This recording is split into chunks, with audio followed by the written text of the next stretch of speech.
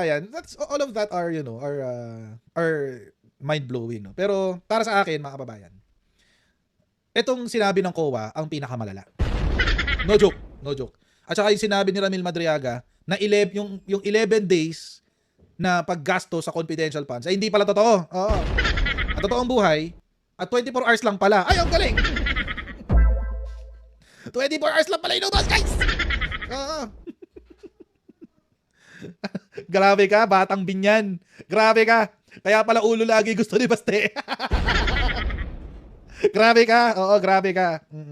Grabe ka talaga. Diyos ko, 18 hours daw. 18 hours. Oo. Less than pala, in less than 18 hours pa. Half 24 hours pa. Less than 24 hours, guys. Ang lala, no? Oo, ito yung balita na yun. Madriaga claims he disposed of OVP's 125 million confidential funds in less than 24 hours. Grabe, guys. Ang lala. Ano natin balita, guys?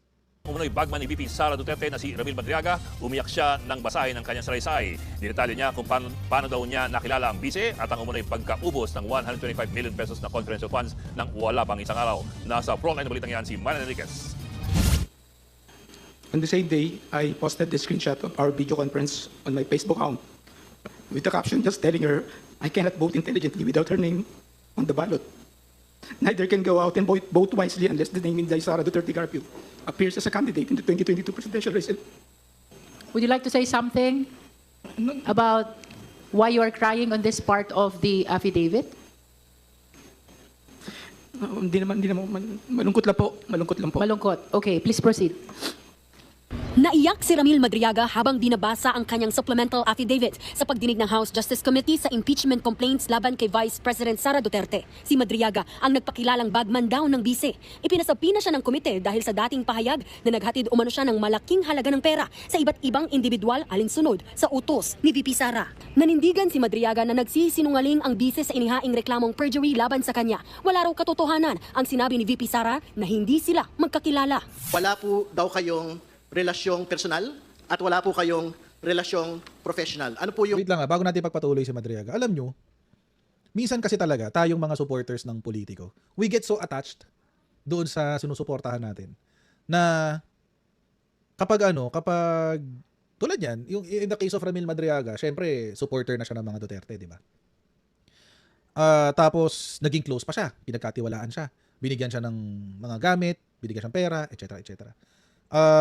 Tapos all of a sudden, bigla kang, kumbaga naging close in ka eh. Hindi ka, inaanak mo yung anak ni Sara Duterte. So parang, I think they're more than acquaintances. Hindi man sila friends, pero they're more than acquaintances. Oo. So kapag na-realize mo na tinraidor ka ng sarili mong, ng taong, nung iniidolo mo at sinusuportahan mo, parang mabigat talaga yun, guys. Mabigat talaga yun. So, tsaka kanina, meron akong kausap na close in kay Sir Ram. Close in siya kay Sir Ram. Sinabi niya, alam mo coach, love talaga ni Sir Ram si Sara. As in, love niya na yung parang kaibigan, kapatid, ganun. Kaya masakit daw talaga sa kanya na nagte-testimonya siya ng ganyan.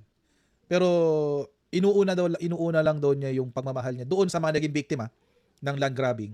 Pangalawa, yung kanyang pagiging sundalo. Oo. So gets naman natin. No? Maiintindihan natin kung bakit naging emotional si Ramil Madriaga. That's a good question, Magnus. So, and obviously si Sara Duterte doesn't feel the same. For her, yung mga taong sumusuporta sa kanya ay mga means to an end. They are tools. Mga kasangkapan lamang sila para makuha yung gusto niya. And kaya nga nung isang beses, kausap ko rin isang kaibigan natin, sabi ko sa kanya, alam mo, politicians will always look out for number one. Uunahin nila yung sarili nila. So, itindihin na lang natin yun. Ganun lang talaga. That's history. And, yun nga. So, mas maganda, unahin mo na lang din ang sarili mo. Yun ang sabi ko sa kanya. And I guess, si Ramil Madriaga found out that lesson the hard way. Kasi, ginawa sa kanya ni Sara, di ba? Tuloy natin to. Mga totoo sa bagay po na ito. Do you deny this particular general statement of the Vice President? Hindi po totoo yun, Madam Chair. Ano po yung pinakabatayan po ninyo para masabi na hindi po totoo ang sinasabi ng pangalawang Pangulo? Marami pong makakapagpapatunay na mga opisyal sa gobyerno tsaka mga kasama namin sa isip na mayroon kaming mga naging pagpupulong. Bukod pa po dito, mga meeting po lalo na nung eleksyon, na halos kasama ko siya 24 hours, minsan overnight pa, sa isang resort, kasama ko po din ng mga PSG. Kaya kilala po niya ako at kilala ko rin po siya. Una raw nakilala ni Madriaga si dating Pangulong Rodrigo Duterte sa pamamagitan ni dating National Security Advisor at Congressman Roy Logoles. Nang maging Pangulo si Digong, naging parte raw siya ng NSC. Direkta rin siyang empleyado ng dating Pangulo kung saan sumasahod siya ng 100 hanggang 150,000 pesos kada buwan. Ayon kay Madriaga, 2018 nang ipakilala sa kanya ng dating Pangulo si VP Sara kung saan pinag-usapan ang muling pagtakbo noon ng bise bilang mayor ng Davao City. During this meeting, PRD introduced me to Sara and told me, Ram, ikaw na bahala kay Inday. Since then, I've frequently met and discussed with VP Sara, then Mayor Sara, regarding various matters. However, she gave me strict instructions that all conversations should be done as much as possible by call and minimize text messages. Ayon kay Madriaga, si VP Sara ang paboritong anak ng dating Pangulo. PRD wanted VP Sara in politics instead of Paulo Duterte Pulong and Sebastian Duterte Baste, who he characterized as baliw and bading, respectively. Binigyan daw si Madriaga Yung respectively ang nagano doon, nagdala. Sorry na agad. Yung respectively ang nagdala, guys. Promise. ng 25 million pesos ng dating Pangulo para mamili ng mga motorsiklo na magagamit ng bise. Akala ko wala siya pera. Madami po. Marami siya Madami pera. po. Inutusan si Madriaga ng mag-ama para bumuo ng grupo na susuporta sa kandidatura noon ni VP Sara bilang Pangulo sa 2022 elections. Dito nabuo ang isip o Inday Sara is my president. Bilang patunay, pinakita pa ni Madriaga sa kamera ang mga litrato ng grupo sa pag-iikot sa bansa, kabilang ang virtual meetings kasama ang bise. Sa isa sa mga online meeting, kita pa raw ang regalong painting ni Madriaga sa background ni VP Sara. May video rin kung saan may hawak na bandila si VP Sara at tinawag na Sir Ram si Madriaga. Ito po yung pagdating ni VP Sara sa Matnog. Nandun po ako sa loob ng sasakyan ko sa Land Cruiser. Tapos hinahanap niya po ako dahil wala po ako eh. Sino po yung Sir Ram na tinatawag niya? Ako po, Your Honor. Ako po, Madam Chair. Kayo po. Sir May Ram, pa-video greeting din daw si VP happy Sara birthday. noong birthday ni Madriaga. Happy birthday, Sir Ram. I wish you good health and happiness. Ayon kay Madriaga, nakumbinsi ni Pangulong Bongbong Marcos at Senator Amy si dating Pangulong Duterte na tumakbo na lang na vice-presidente si VP Sara noong 2022. Nang manalong vice, inimbitahan pa nga raw ni VP Sara si Madriaga na dumalo sa kanyang inaugurasyon sa Davao City. Si Madriaga rin daw ang tumulong bumuo ng Vice Presidential Security and Protection Group o VPSPG. Dito niya inirekomenda si Colonel Dennis Nolasco at Colonel Raymond Dante Lachica na katrabaho ni Madriaga ang dalawa sa umuning paghahatid ng malalaking pera para sa iba't ibang mga tao base sa utos ni VP Sara. May mga ihahatid daw sila sa 3 lugar, sa San Pablo, Night Trip o sa Nomo Basho at sa Office of the Ombudsman. Pinapunta raw ni Nolasco si Madriaga sa DepEd Central Office. Dito niya nakita si Lachica at DepEd Special Disbursing Officer Gina Acosta. 4 na duffel bag na may tig 30 hanggang 35 million pesos daw ang laman ng mga ito. Pinakuha pa nga raw si Madriaga ng parte niya, kaya kumuha siya ng 1 milyong piso sa bag. Dito na sinabi ni Madriaga kung sino ang nakatanggap ng pera. Ibinunyag din niyang mas maiksi pa sa 11 araw nang maubos ang 125 million pesos na confidential funds ng bise noong 2022. Previously, and upon direct instruction sa PRD, Sara, I've also delivered money to Ombudsman Samuel Martirez Rotoni Ryan, which I usually place inside an open trunk of my designated car. A few years later, I read from several media reports that 125 million OBP confidential funds in 2022 were reportedly utilized in just 11 days. This is wrong, because I personally disposed the money in less than 24 hours. Hindi dumalo si VP Sara sa pagdinig at hindi rin naman siya required pumunta. Ayon kay Chairperson Jervy Luistro, 4 na petisyon na ang inihain para ipatigil ang impeachment proceedings. Nilinaw din niyang hindi inaagaw ng Kamara ang kapangyarihan ng Senado kung guilty o hindi guilty ang opisyal. Huwag pigilan. Kahit hearing lamang ang pagdinig nila habang ang Senado ang maglilitis. Nagbabalita mula sa Frontline, Marian Enriquez. News. Huwag pigilan ng impeachment. Oo. Lalo't nalalaman natin na na baliw at bakla yung isa. So, anyway. So, yun na nga. Whew! Grabe. Ang init, guys. Ang init. Mainit tong ano. Ano ba si Suntay? Hindi ba magpaparamdam si Suntay? Hindi ba siya nag-iinit sa mga ganap? Okay, Ann Curtis lang siya nag-iinit. Si Raul na to si Suntay. Hindi ako makalimot eh. Kasi yung kay Suntay. Kung kailan tunay na mainit na yung kwentuhan, saka wala si Suntay. Oo. Tuloy natin.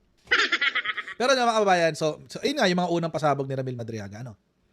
Pero meron pang, sa akin ito yung pinakapasabog talaga kasi may na-discover. Oo. Yung palang notice of disallowance ni Sara Duterte, final na. Narinig ko ba yun? Final na siya. May judgment na. Denied yung appeal ng OVP doon sa 73 million na confidential funds. Oo. Diyos ko. Denied na pala. Matagal na. Hindi nagsasalita ang COA, hindi nagsasalita ang kung sino-sino. Oo. Diyos ko. At hindi pa doon natatapos, guys. 73 million yung denied. Pero merong total. Ang total, mga kababayan, 375 million na confidential funds noong 2023. Diyos ko. Hindi pa pala tapos. Meron pa. 300. Anong pasok na pasok sa plunder talaga to, promise. Pasok na pasok sa plunder to. Diyos ko. Ito yung ano. Nagulat din pati mga congressmen. Pakinggan nyo to. The Honorable Chokno is recognized. Diyos ko. To be clear on this, when there is a notice of disallowance, this is based on the Joint Circular 2015-01 on the use of confidential funds. Am I right? Yes, Madam Chair. And once a notice of disallowance is issued and then later affirmed on appeal, there now gives rise to an obligation on the part of the persons responsible to restitute the amount. Is that correct? Yes, Madam Chair, when it becomes final. Who were those who were held liable in the notices of disallowance that were subject of appeal that you just mentioned? The Vice President as head of agency, the SDO, Ms. Gina Acosta, the accountant, Ms. Villa Del Rey, and Colonel La Chica. So ang ibig po sabihin yan ay sa mata ng COA, yung mga pondong yon, yung mga confidential funds na yon, ay dapat ibabalik ng mga nabanggit yung official beginning with Vice President Duterte and the others that you mentioned dahil nga walang naging basehan sa kanilang paggamit. Am I correct? Yes, Madam Chair. Oh, that's a very interesting development, Madam Chair. Clarification Sure po. po. Yung sa NDs po issued by the ICFAO, it's more on hindi po na-comply ang requirements ng Joint Circular 2015 po. So and yung purpose po ng joint circular ay para ma-ensure na yung binibigay na confidential funds ay talagang mapupunta doon sa tamang paggamit. It's properly documented po. And because the notices of disallowance were affirmed sa appeal, ang ibig sabihin nun ay hindi tumupad yung mga responsible officials, beginning with Vice President Sara, doon sa nakalagay na requirements sa Joint Circular 2015-01. Tama po. Tama po, Madam Chair. Thank you, Chair. Madam. So for the guidance of the members, Attorney Camora of ICFAO COA just testified that the pending appeal of the Vice President with respect to the notice of disallowance of 73 million that is part of the confidential fund of the OVP for the last quarter of 2022 has been denied by the Commission on Proper. Because this is a recent Denied development, that is why I am bringing it to the attention lang. of the justice members. Likewise, Attorney Camora just testified that the AOM corresponding to the first, second, and third quarter of 2023 CF of OVP has been issued as well a corresponding notice of disallowance. So that is for the guidance of the justice members. And again, we are requesting Attorney Camora to provide a committee copy of the denial of the appeal, the decision denying the appeal, as well as the 3 notices of disallowance to be submitted to the Justice Committee within the period of 3 days from today. Madam Chair, isang pahabol lang. Honorable Jokno. Thank you, Madam Chair. Ang ibig sabihin nito, pag sinabi natin may obligasyon na i-restitute, ang ibig sabihin nun ay dapat ibabalik ng mga opisyal na yun yung 73 million pesos na confidential funds. Tama po yun. Tama po, Madam Chair. And they are in effect liable for that fund and they must return it to the government by public funds. Yes, Madam Chair. Thank you, Madam. Does that answer apply also to the denial of the appeal? Since na-deny yung appeal sa fourth quarter ng 2022, does it warrant also the restitution, automatic restitution of the amount? Madam Chair, let me clarify po. Kung yung ND, hindi pa po, but yung affirmed na po yung ND, yun pa yung final ng COA. Yes. So 73 million, kailangan mo ibalik. Sara, affirm na yung ND mo. So, paano na lang yung propaganda ng mga DDS? Paano na lang yung propaganda ng mga DDS na sinasabi nila, cleared na raw si Sara ng COA? Paano na lang yun? Ha? Mga DDS, mag-comment kayo dyan sa baba. May DDS ba dito ngayon sa chatroom? May DDS ba dito? Mag-comment ka nga.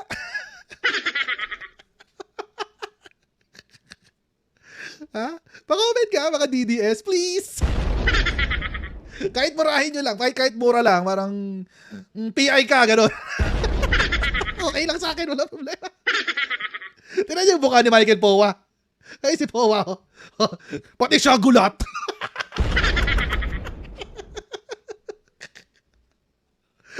Huh?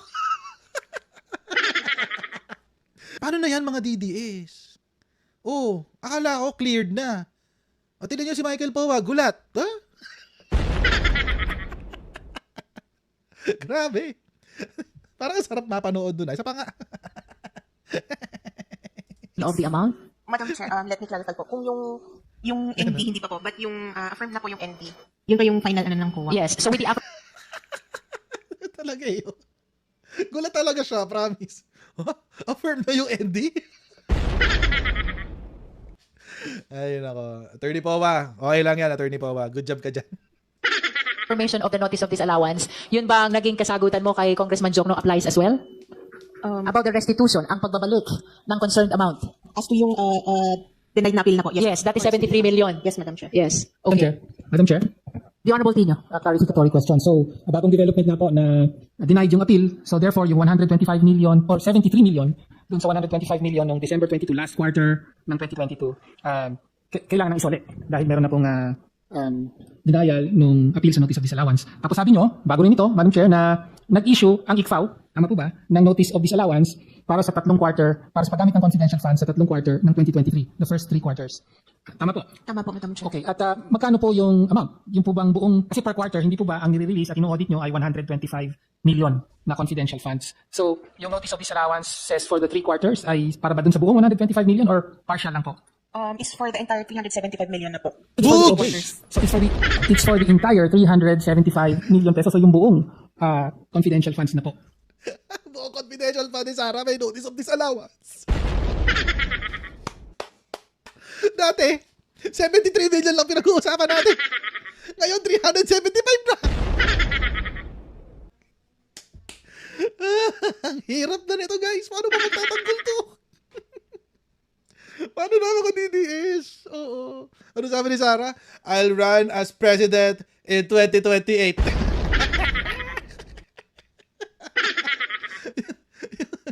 Yung dating 75 yun actually. Pero 73 million yung affirmed na. Yung dating 75 million na notice of disallowance, lumaki na. Naging 375 million na siya, guys. So, lahat ng confidential funds niya na nakuha. Oh.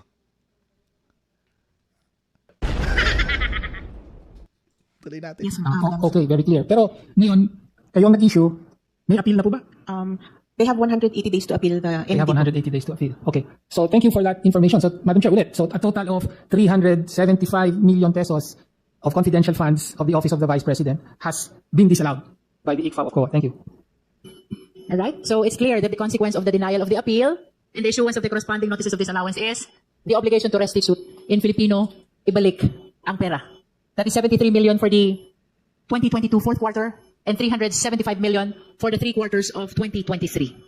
Any other clarificatory questions for Attorney Camora? The Honorable Abante and then the Honorable Dilima. Gusto ko pong maintindihan, yung dapat isole ng OVP, 375 million, Tony? Yung po ba dapat isole? Yung po ba yung dinenay ninyo? Based on the notice of disallowance, opo. Okay, pero kinakailangan pa nilang sagutin by an appeal, right? Uh, Then afterwards, kinakailangan ng ibalik. Kung halimbawa, yung appeal nilang ginawa, dinenay nyo na naman. Correct? yes, Madam Chair. Ano yung timeline ng pagsoli ng mga pera?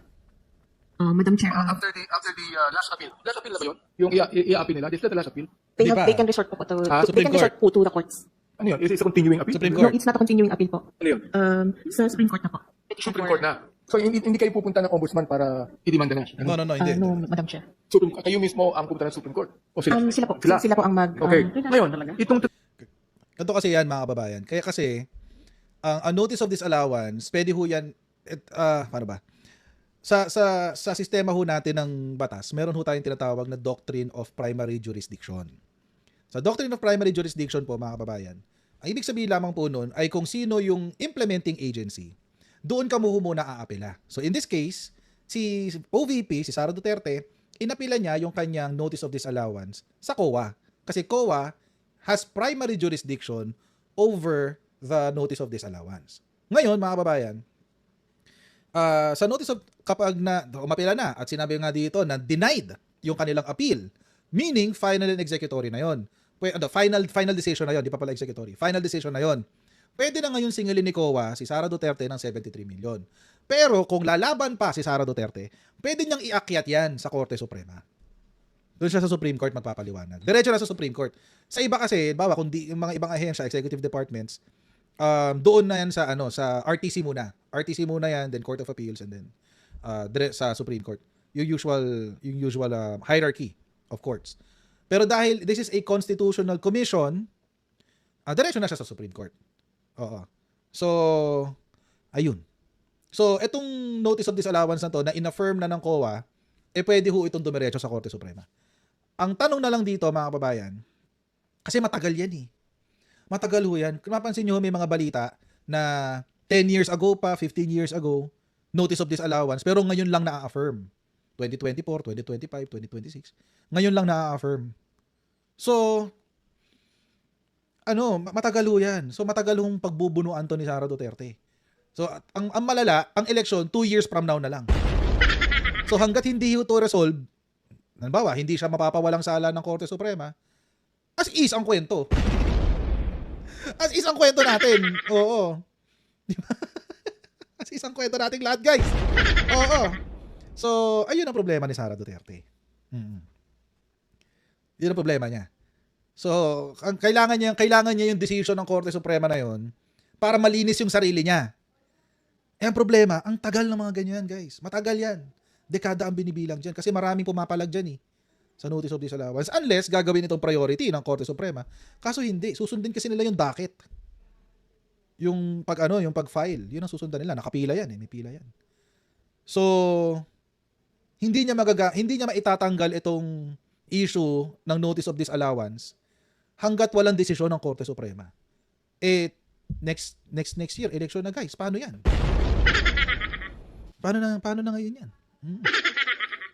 Tapos, di ba? So good luck talaga, guys. Good luck kay Sara Duterte talaga. Promise. No joke. 375 million na ito. Honorable Abante, please be reminded to confine your questions to clarificatory only. So, Madam Chair, I am actually looking at the statement given by Atty. Cabrera on the fourth impeachment complaint. Siya po yung sumagot ng Supreme Court, hindi po ako. Alright. Okay. So, ang gusto ko lang maintindihan dito. Wait, may tanong ito si J-Ban. Coach, paano kung mag-resign yan si Sara before mag-April 22? Well, the impeachment proceeding, as far as, kasi dalawa yung aspect niyan sa Constitution ang penalty kasi dyan is the removal from office, number 1. Pangalawa is the perpetual disqualification to be a public officer. Ngayon, mga kababayan, pag nag-resign siya, wala pang jurisprudence to hindi pa to nangyayari. Kung mag-resign siya, dalawa ang pwedeng mangyari. Una, pwedeng mawala ng tuluyan ng impeachment trial. Tapos, kasi wala na siya At it is subject to the discretion of the Senate. Mawala na ng tuluyan yan. Or, number 2, magpatuloy yung impeachment trial not for the purpose of removing her from public office, but to determine if she is not fit to serve in public office anymore. So, perpetual disqualification ang ide-determine. Not the removal from public office. So, either of the two can happen. Ako I'm leaning towards, personal lang to base sa sistema ng politika natin. Most probably magkakaroon, baka i-terminate na yung impeachment proceedings altogether. Yan ang Yan ang hula ko. Kung mali ako, edi I'm happy I'm wrong. Kung magkakamali ako dyan. Pero kung di ba? Kung hindi, baka wala nang impeachment proceedings sa Senate. Baka mag-decide yung impeachment court, sabihin, wala na, nag-resign na. She has been removed from public office. So, tigilan natin to, focus tayo sa crisis. Di ba? Tuloy natin. For example, yung notice of disallowance, disallowing 73,287,000 na mga expenditure na itemize nila. For example, like 10 million cash rewards, 34,807 various goods, 24,930 medicines. Yun po ang pagkakasulat nila. Opo, Madam Chair. So, hindi nyo na sinabi kung ano yung itemized pa ng various goods at ng medicines. It was all lumped sa payment of rewards po. Nasa payment of rewards? Yes, Madam Chair. Okay, ngayon, itong Yan yung sinasabi ko na nakaraan, guys, na na paano naging reward ang medicine? Paano naging reward ang goods? 'Di ba? Mali yun mali talaga yun So dapat talaga i-disallow yun. Sabi ni James, 'di ba may sinabi si Luiso na ipo-proceed sa kaso? Pwede naman. Wala namang problema doon. Kaso they're not the courts. Or hindi sila yung court. The impeachment court is the Senate. So if the Senate determines na it is pointless to do this because the person that we wanted to remove is already removed, so why should we bother to proceed with the impeachment trial? Wala ka nang tatanggalin. Baka mag-decide sila ng ganun. Pero again, ilaban natin. Yun yung importanteng doon, guys. Ilaban natin yun. Kailangan mag-proceed pa rin yung impeachment trial.